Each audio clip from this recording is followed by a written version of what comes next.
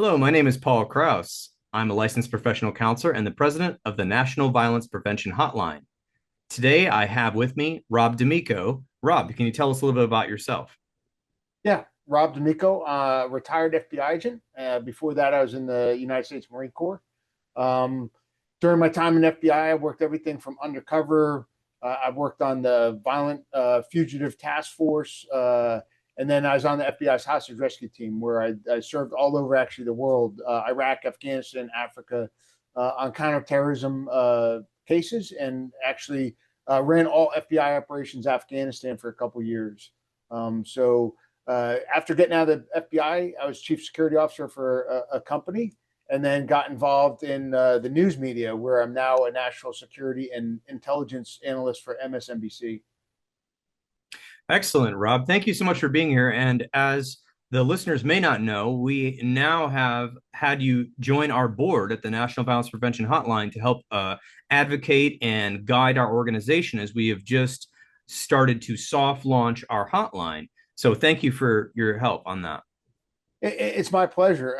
When I first got approached, I think I was talking on the news about the shooting at was it Florida State University, Yes. and one of your people saw it, and I was talking about yellow flags, that someone in this guy's background had seen something had triggered him, and he went on this route, and I was talking about it, and it really kind of hit home with the hotline, because right then there was really nothing for people that are experiencing thoughts of violence, or if you're witnessing someone who may be thinking about that, to call and seek help. So when you guys reached out to me, I said, absolutely, I'm 100% behind this.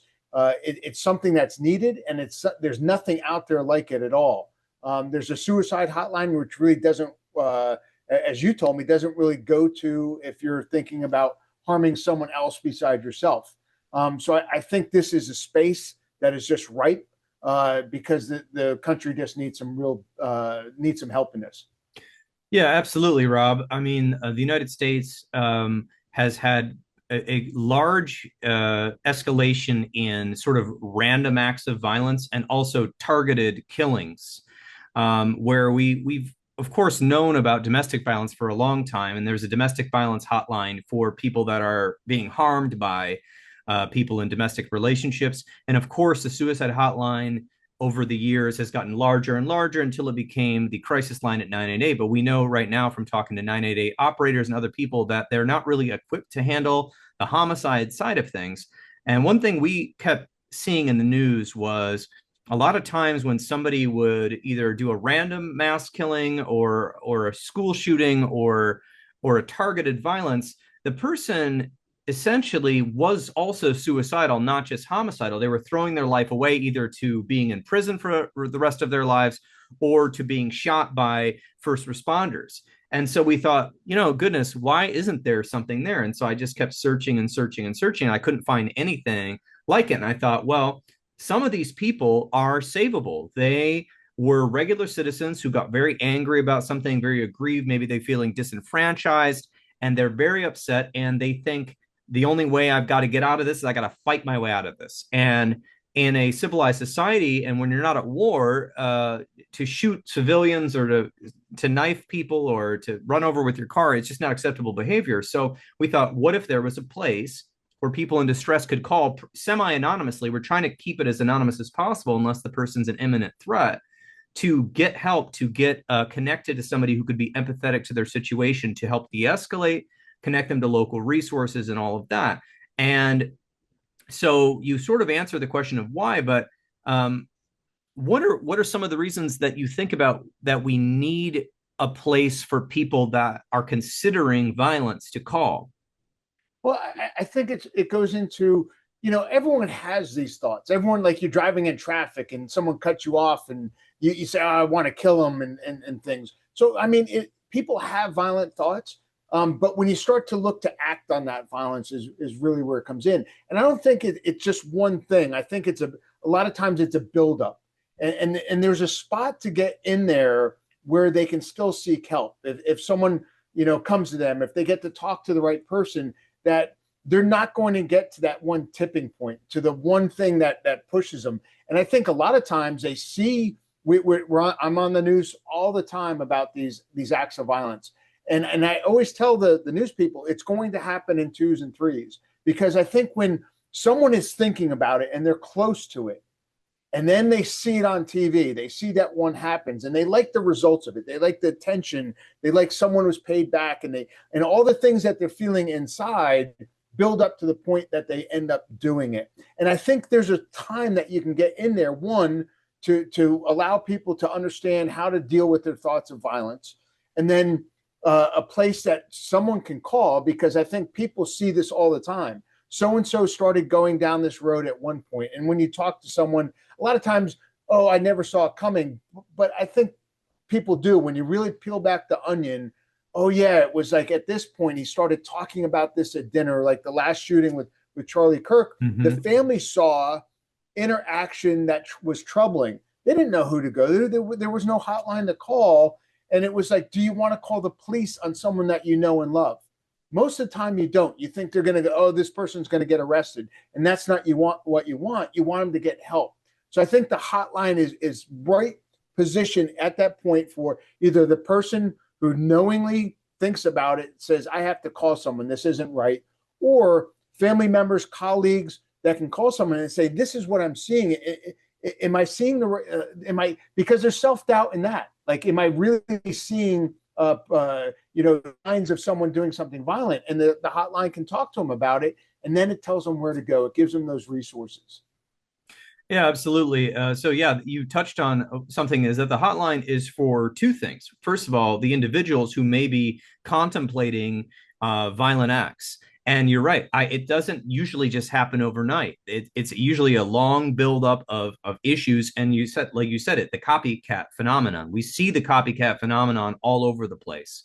And when people are stressed out and there's high tension, there's a lot of people that are never going to act, right? They're the people that maybe they're going to just give up, lose a job, maybe move in with a friend to save money. Maybe they're just stressed out. I don't know, they quit a job, or the people that may be more suicidal in their personality. But there's a fair number of people that when they're pressed, they feel like the way out is fighting. We're there for those people. Now we're also there for friends, family members, colleagues who don't know what to do, because you're right. You don't want to just maybe call the police immediately on somebody when you can't even prove that they've done anything wrong. Because thinking about being a violence or violent fantasies or being angry or saying, I'm going to get them, that's not a crime, right? Actually planning it and following through is a crime. And so I think that is where the public gets very mixed up. And there's a thing called bystander fatigue that's still being studied, which is when people are around someone who's got some behaviors that are concerning, oftentimes for a longer time, you see these behaviors, but they never really materialize. They may be talking about a certain group of people or a person they hate or their boss or a public figure. And you're just like, oh, it's just them again. They're just kind of going off, spouting off their angry talk. And you may kind of overlook those signs. So this hotline also gives you a way to call without necessarily involving the authorities, because also if you call the authorities and say, hey, somebody in my family's kind of talking trash, that's not, they're going to say, what do you want me to do about it? Are they trying to hurt them? Well, no. Okay, well then it's kind of going too far. Or people think they'll get arrested immediately, which sometimes does happen depending on the threat. The Secret Service studied 37 school shootings and found that 81% of the time, at least one other person knew about the school shooting in advance. And that's another reason why this hotline was created. Any comments on that? Yeah, I think it goes to the point where you talk about that I say you get complacent. The person is talked about violence so often they've never done anything. When you see things that are ramping up, you kind of have a tendency to, oh no, he always does that. He constantly does that. Or as you talked about, someone always sees something and they don't know what to do. They just don't even know.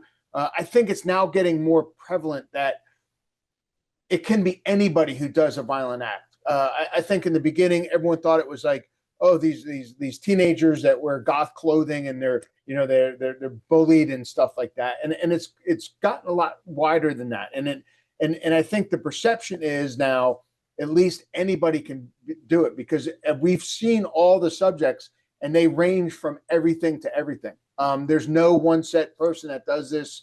And I think we have to just make people aware. One, you can call something without someone getting arrested. They're not going to go to jail because you called. But you can talk to someone about it. What do I do? Is this in fact something I'm seeing? Is it troubling? And then you go into the point where I think you're going to talk about is the education of this. This is a solution here and now, but I think you have to go to the left more, as you'll talk about, in educating students as they grow up, how to deal with these things and bring them up in school so it's normalized. It's talked about. People can deal with it. They can talk to their friends. A lot of time you talk, like in your thing, you say isolation. They feel they can't talk to anyone. Well, if you're studying this in school as a normal relationship thing, or as a normal process of being educated, and you hear about it and you can talk to your friends about it, say, wow, I was actually kind of feeling those. And it's a subject that it's not taboo, that it's something that you're dealing about. And that's where I say you have to start to the left of the X. Like way back when, this is a hotline that can deal with now. But if you take this one step further, I think you're going to do the same way. But I think the hotline gives us that commonplace right now between, a point where you start thinking about it, like for action, as you talked about, or someone starts seeing something going to a point where this is past normal. This isn't what normal people do. Who to call, and they can get that immediate like relief of this before we start looking at the education of others. Yes, absolutely, Rob. And you hit on another point that's very important, is that the Violence Prevention Hotline, what we're trying to do is not only help people and prevent more violence and shootings and killings and all of these sort of things, we're also trying to just talk about it in a mature way so that the public of the United States can understand that there are ways to prevent this and we can all play a role in that. One thing we've talked about is making a highly agreed upon curriculum, secular, down the middle, to teach people about boundaries, communication skills, how to be assertive without being aggressive, how to be able to deal with and de-escalate conflicts throughout schools and other places. That's definitely something we're going towards. Obviously, the hotline is the first step. One of the things about the hotline is that we're all about prevention. And one of the things we've seen with the research is that people that are potentially going to perpetrate violence, actually, part of them wants to do it and part of them doesn't, because we have this thing called leakage, which we know about from the FBI and your work, which is that people make statements. They might make a manifesto. They might just post some things online. It's potentially a cry for help. Not everybody, but there's at least some ambivalence in most people, but they feel driven to do it. And you can see that if you read the news about any of the most recent ones, there's writings where they felt driven to do it. And that shows that we really need to find this stuff as early as possible. And there are cultural things in our culture, like you said, isolation, people not talking about their feelings, bottling them up, and that can lead to violence. And we see that in psychology all the time. So the hotline has all of those purposes. We're trying to do this violence prevention hotline. We're trying to have 24/7 intervention. We're not there yet.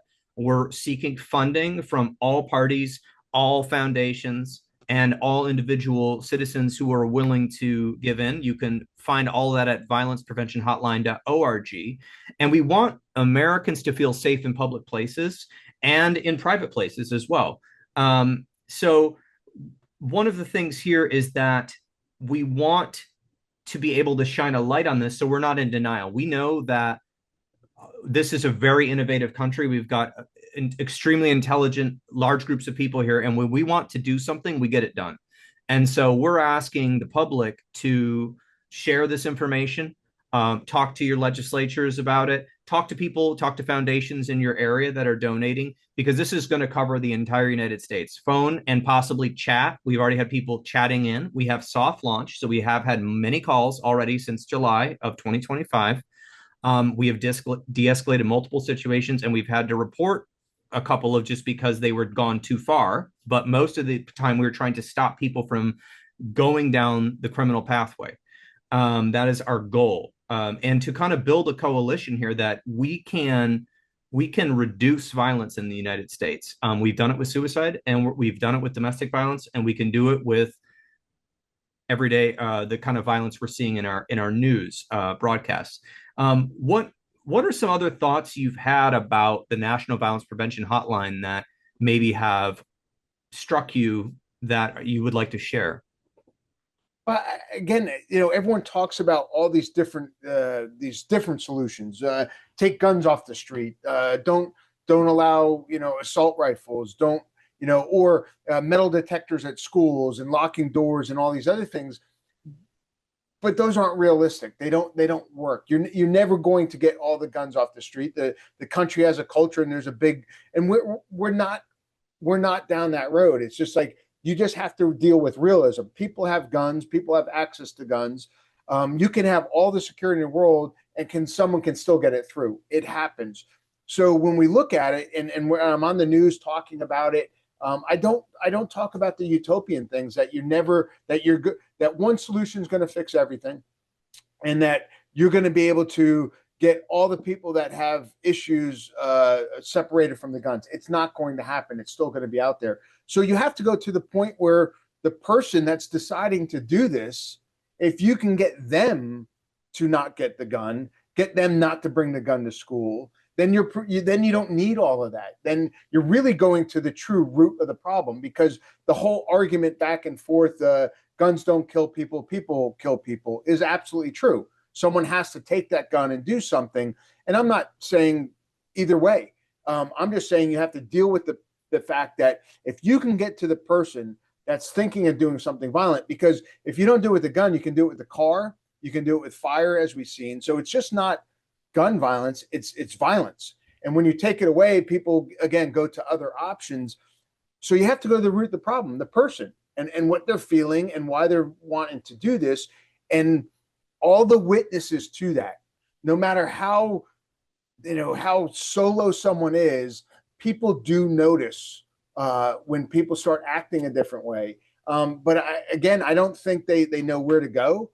I think they don't want to like we talked about, over escalate it to where police show up and now you have a violent encounter with someone that you could have talked to.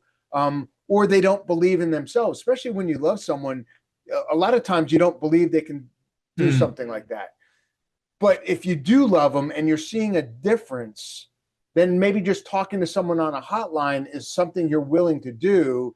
And when that person on the hotline says, wait a second, there are things that I'm seeing that are pointing to this, and they can ask some intuitive questions, then that may pull that out of the loved one, like, oh, I am seeing this and it is a bigger problem and we really need to do something. So I think it's, again, I don't look at utopian things. I think of realistic solutions and going to the point of the problem, the person who's looking at doing this. And most of except very few, most of them aren't like multiple individuals. Like that's not what's happening here. It's not like, there's been a couple incidences of that, but that's not what's happening. It's one person alone.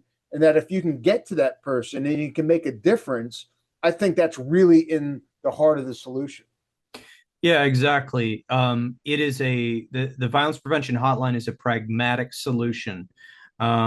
We are basically attempting to be a bipartisan, non-political organization. We're not jumping into utopian debates about guns or no guns or whatever. We're trying to keep this into what we can do now. This is something that can be done now, and I believe people from all stripes and all parts of life in the United States can agree that this is a good solution, and that even further our mission to bring education would be a good mission as well.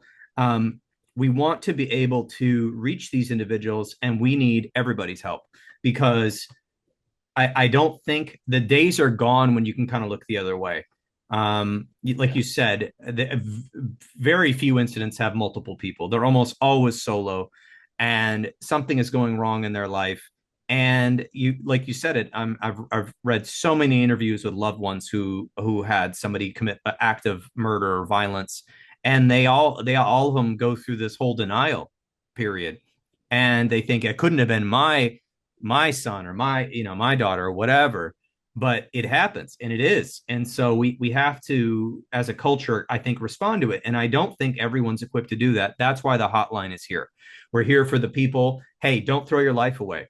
This is the worst mistake of your life. When you get to that point where you feel like you have nothing to lose, that is a false premise. That means you're narrowed in, you're dialed in, you're probably depressed, you're probably angry. And at that point, when you feel like you have nothing to lose, you do have everything to lose. You have your entire future to lose. That could be different than what it is now. And that's the hard part about depression. And that's the hard part about anger. When anger gets mixed into depression, it's hard to see the larger picture. But a lot of people have been saved from suicide. Let's say jumping off the Golden Gate Bridge is there's famous books about that, where people went on to have amazing, wonderful, beautiful lives because somebody stopped them from jumping off the Golden Gate Bridge. And they wrote, I never would have had this life if this guy wouldn't have talked me down from the ledge. And this is the same thing. You're on the ledge, but you're in your basement. Maybe you're isolated. Maybe you're fantasizing about getting revenge or whatever it might be. You have a life you've never even considered out there. And that's why the hotline's here. Rob, you had something. Yeah, it just goes like it really hits home when you talk about the thing on the Golden Gate Bridge, where they don't think uh, they're looking back at it now and the life that they've lived that they wouldn't have had, and it's really hard to get someone like you said. They're so focused on such a small aspect. It's might very like it's looking through a microscope instead of looking out and seeing everything. And yeah, your days can be bad, and you can then anger and these multiple things come in there, and you start looking at a problem set through just a small lens instead of opening up, and they can't see that, but it's just because at that point in time what they're dealing with, and when they start talking to someone that knows, then they can start understanding. Then you can bring them to a point where you start asking them questions about certain things and what their goals and hopes were and stuff. And if you can get them out of that, I think that, like you said, that's where it helps. And then you said they fantasize about it. I think every one of them I've talked about on the news. They probably fantasize about every step or everything they're going to do and whatever they end up doing, and they think it's going to go like this, and they think it's going to be glorious, because on the news you only see a certain aspect of it. Like I said, they see something on the news, they like the notoriety, and they do watch each other, because now we've seen a couple of them actually writing things on the bullets they've used. Well, that was probably one person's idea that someone else saw it and said, oh, this is a good way to get my message across. So they do look at other things, but they don't look at, like, the news doesn't show the horrible things. It doesn't show their family totally broken down because someone they loved has done this. They don't see the families of the victims, even if they were, even if they're mad at somebody, you still don't see the lives, how you affect them. And so I think, again, having some place to call, having someone to talk to like that can really actually open that up and talk about those things that are the uglier side of it that people aren't seeing when they fantasize about it.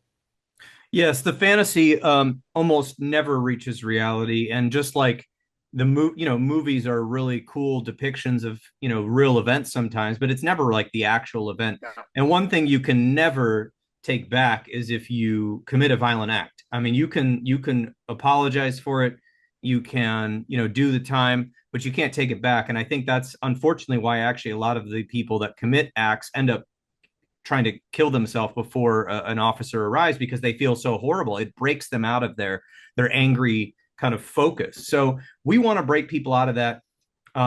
So just about the hotline, just some basics. Violencepreventionhotline.org. We're also known as the National Violence Prevention Hotline.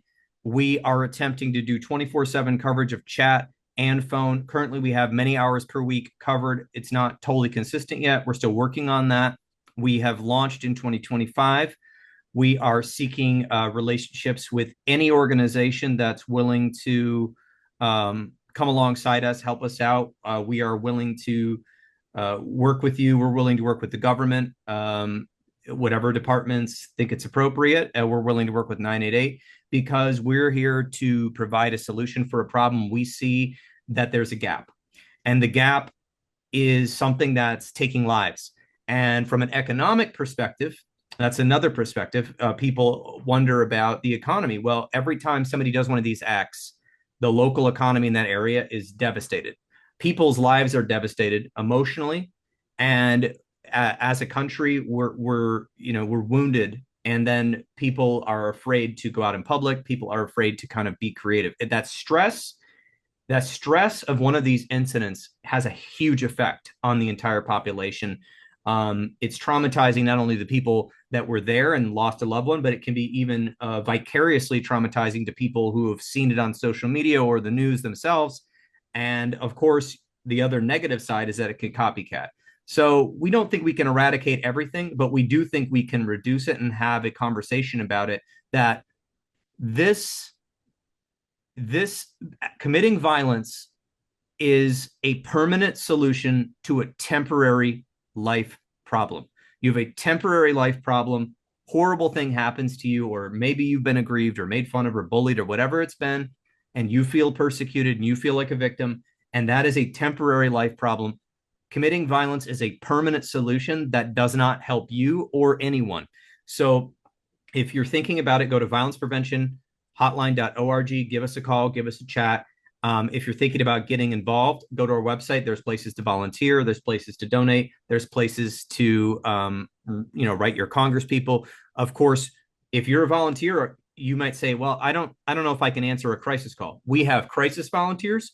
We have social media volunteers. We have administrative volunteers, because we're trying to get the message out there to schools and businesses and departments all across the U.S. So whatever your skill set is, we will use your volunteer hours if you're willing to do it, and there's a tax write-off for that. So I appreciate everybody out there listening. Rob, any final comments?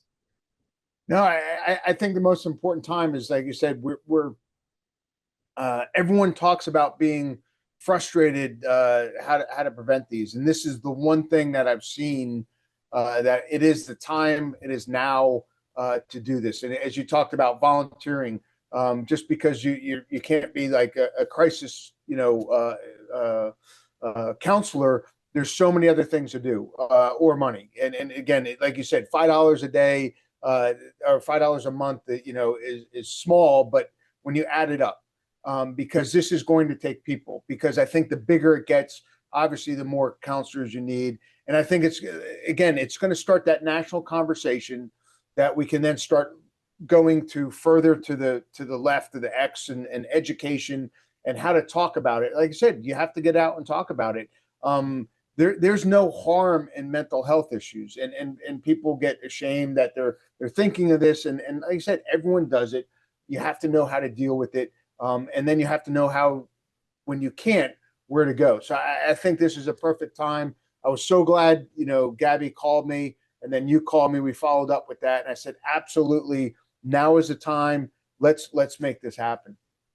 Absolutely. And just for the people out there that, if you can't volunteer, you want to give money, 100% of your donations are going to the operation of the hotline, the website, and advertising to get callers.